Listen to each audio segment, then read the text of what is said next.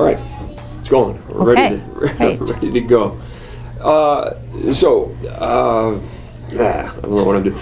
So, breathe. I'm not even on camera. So for the first read aloud, what systems and structures do you use to keep the children engaged during the first read? First reads, I always include some visuals.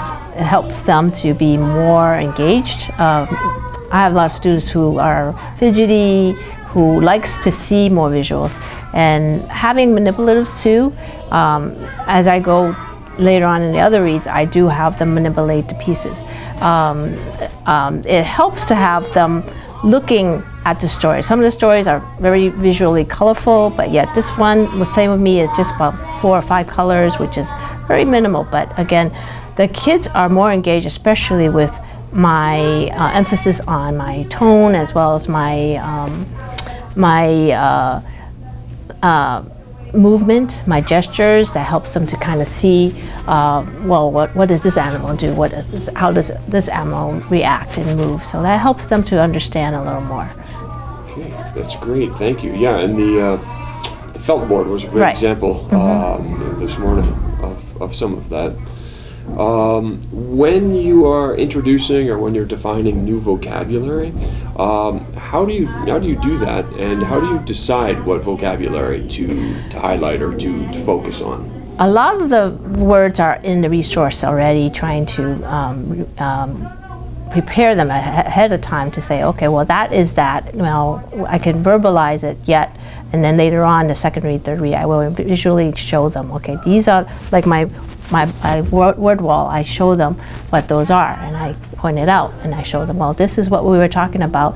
This is do, and this is, how a bird might talk, or whatever it is that they're jabbering. So it helps them to know visually, again, the second read, third read. You prepare them first with the first read, and then more visuals in the second and third read. Right, and I noticed, like you were saying a moment ago, I mean, you used a couple of different modalities during the read this morning around some of the vocabulary. You showed them some of the pictures that you used with the felt board, or pointed to some of the illustrations in the book, and you kind of acted some things out with some movements, and then you also used some sounds, like the sounds that the blue jay was making, and some of the other animals, or there's the auditory kind of a piece of things. Right.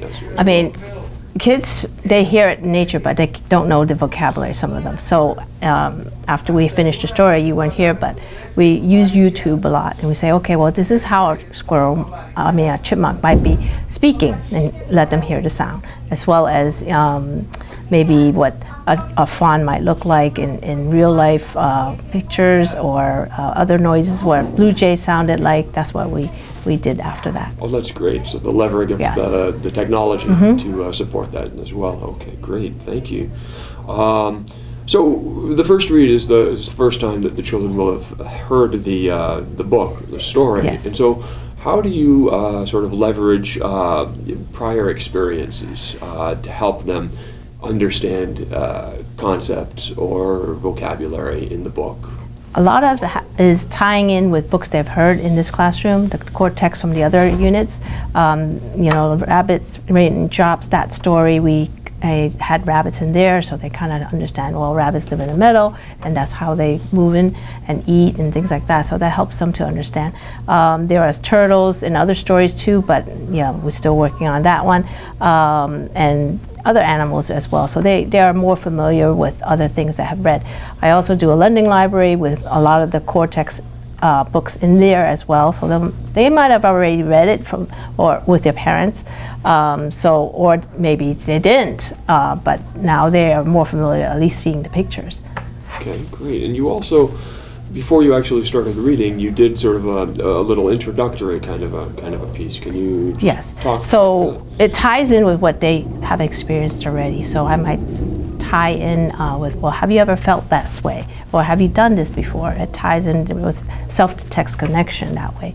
So it helps them to be in the story in that way. So I question whether they have, so that they have, some of them have backgrounds. It's like, oh yeah, it does. I have had that experience. So it helps them to be more engaged that way. So it's like, oh yeah, so this girl has something to do with me. Let me listen a little more.